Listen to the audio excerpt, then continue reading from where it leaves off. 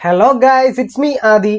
നമ്മൾ ഈ വീഡിയോ പഠിക്കാൻ പോകുന്നത് അല്ലെങ്കിൽ ഞാൻ ഈ പരിചയപ്പെടുത്താൻ പോകുന്ന ഒരു അഡ്വാൻസ്ഡ് ആയിട്ടുള്ള ഒരു സെലക്ഷൻ ടൂൾ ആണ്. നമ്മൾ മുമ്പ് ഇൻട്രൊഡക്ഷൻ ടു ഫോട്ടോഷോപ്പ് എന്താണെന്ന് പഠിച്ചു. അതായത് ഒരു ഫോട്ടോഷോപ്പ് എന്താണ്, അതിന്റെ ഉത്ഭവം എങ്ങനെയാണ്, എന്തിനാണ് യൂസ് ചെയ്യുന്നത്, അതുപോലെയുള്ള ബേസിക് കാര്യങ്ങളൊക്കെ നമ്മൾ മുമ്പത്തെ വീഡിയോയിൽ പഠിച്ചിരുന്നു.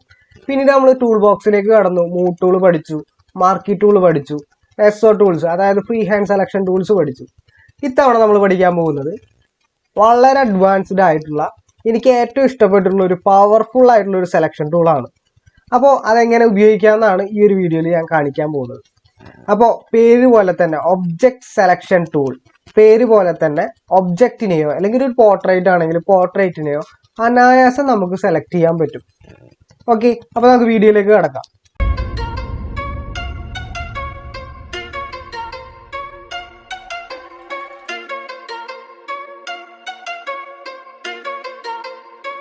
Hello guys, it's me Aadi. Welcome to my channel.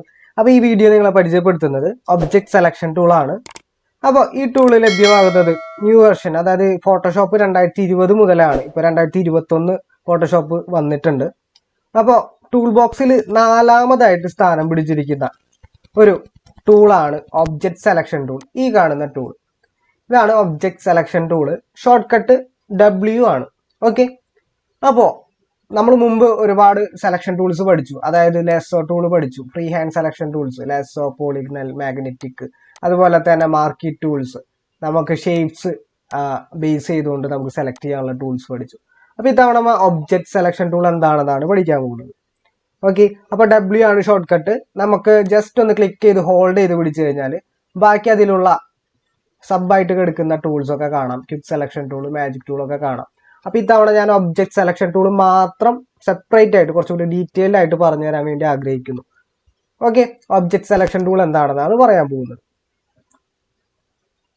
അപ്പോൾ ഇതെങ്ങനെ യൂസ് ചെയ്യാം എന്നാണ് നമുക്ക് നോക്കാം. നമ്മൾ ഓപ്ഷണൽ മെനു ബാർ, നമ്മൾ ഇൻട്രൊഡക്ഷൻ ടു ഫോട്ടോഷോപ്പിൽ പഠിച്ചു. ഓപ്ഷണൽ മെനു ബാർ ഒക്കെ എവിടെയാണുള്ളതെന്നൊക്കെ പഠിച്ചു. അപ്പോൾ ഇതാണ് ഓപ്ഷണൽ മെനു ബാർ. ഇതില് ഫസ്റ്റ് കാണുന്ന ഒരു ഓപ്ഷനാണ് മോഡ് എന്ന് പറഞ്ഞിട്ട് ഒരു ഓപ്ഷൻ കാണാം.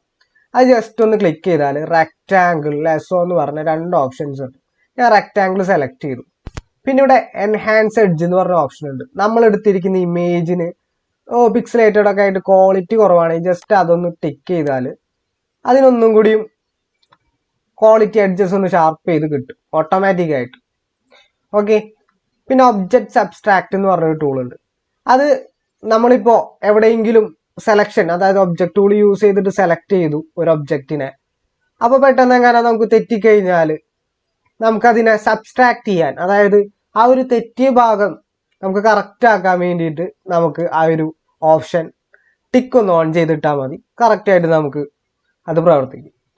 പിന്നെ സെലക്ട് സബ്ജക്റ്റ് എന്ന് പറഞ്ഞൊരു ഓപ്ഷൻ ഉണ്ട്. അതെന്താണെന്ന് ഞാൻ വഴിയെ പറയാം.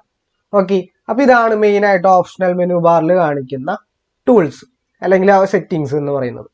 അപ്പം ഇനി എങ്ങനെയാണ് ഒബ്ജക്റ്റ് സെലക്ഷൻ ടൂൾ യൂസ് ചെയ്യാൻ നമുക്ക് നോക്കാം. ആദ്യം തന്നെ ഞാൻ മോഡിൽ റെക്റ്റാങ്കിൾ ആണ് എടുത്തിരിക്കുന്നത്.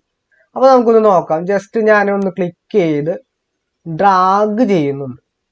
അപ്പോൾ ഡ്രാഗ് ചെയ്യുമ്പോൾ കാണാം, ഞാൻ എന്നിട്ട് റിലീസ് ചെയ്തു. അപ്പോൾ ജസ്റ്റ് ഒരു സെക്കൻഡ് കണ്ടോ, വളരെ പെട്ടെന്ന് തന്നെ ആ ഒരു ഒബ്ജക്റ്റിനെ ഓട്ടോമാറ്റിക്കലി സോഫ്റ്റ്വെയർ സെലക്ട് ചെയ്യാണ്.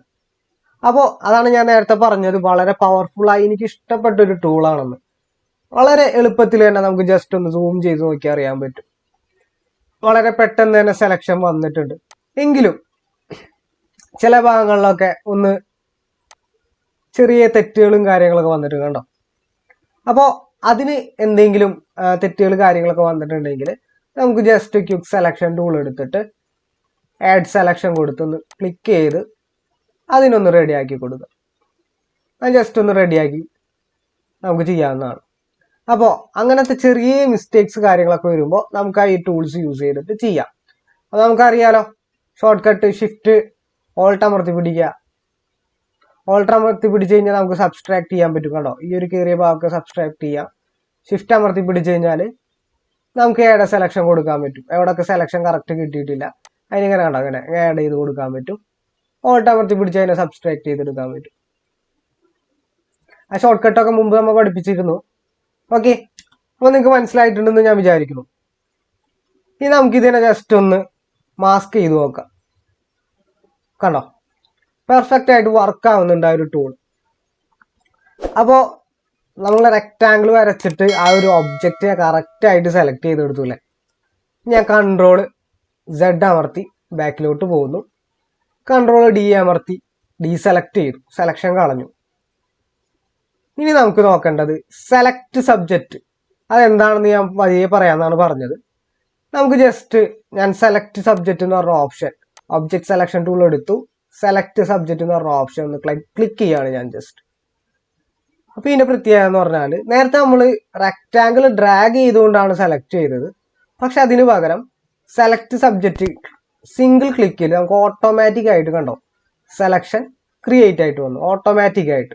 അത് നമുക്ക് ജസ്റ്റ് ഒന്ന് മാസ്ക് ചെയ്ത് നോക്കാം. കേട്ടോ, വളരെ പെർഫെക്റ്റ് ആയിട്ട് തന്നെ നമുക്ക് കിട്ടി.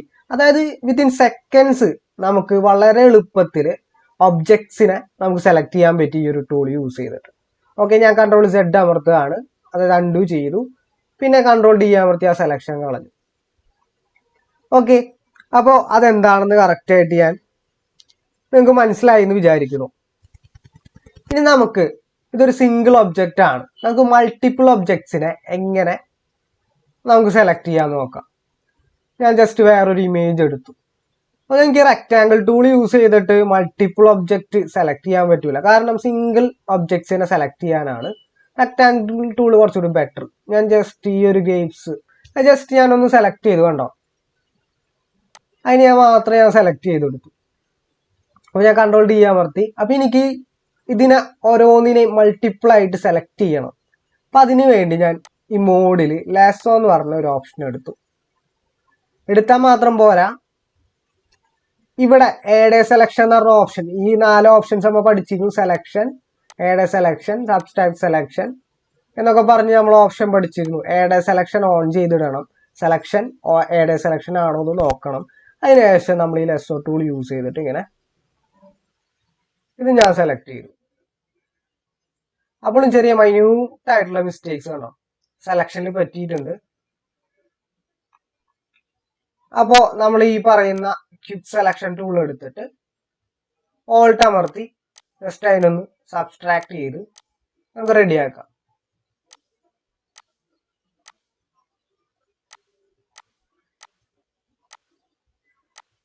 ഓക്കെ, ഇനി നമുക്ക് അതൊന്ന് മാസ്ക് ചെയ്യാം. ഞാൻ മൾട്ടിപ്പിൾ ആയിട്ട് ഒബ്ജക്റ്റിനെ സെലക്ട് ചെയ്ത് കണ്ടോ, അപ്പോൾ നല്ല പെർഫെക്റ്റ് ആയിട്ട് തന്നെ നമുക്ക് ഔട്ട്പുട്ട് കിട്ടുന്നുണ്ട്. വളരെ എളുപ്പത്തിൽ നമുക്ക് ഔട്ട്പുട്ട് കിട്ടുന്നുണ്ട് അല്ലേ.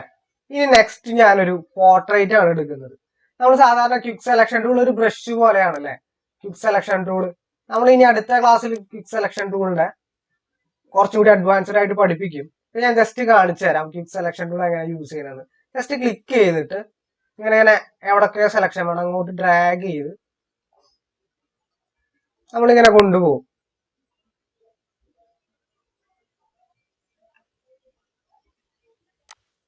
ആണോ, ഇങ്ങനെ നമ്മൾ ക്ലിക്ക് ചെയ്ത് ഡ്രാഗ് ചെയ്തിട്ടാണ് സെലക്ഷൻ, അതിന്റെ എഡ്ജസ് സോഫ്റ്റ്വെയർ ഡിറ്റക്ട് ചെയ്തുകൊണ്ട് കറക്റ്റ് ആയിട്ടുള്ള ഒരു സെലക്ഷൻ നമുക്ക് തരും.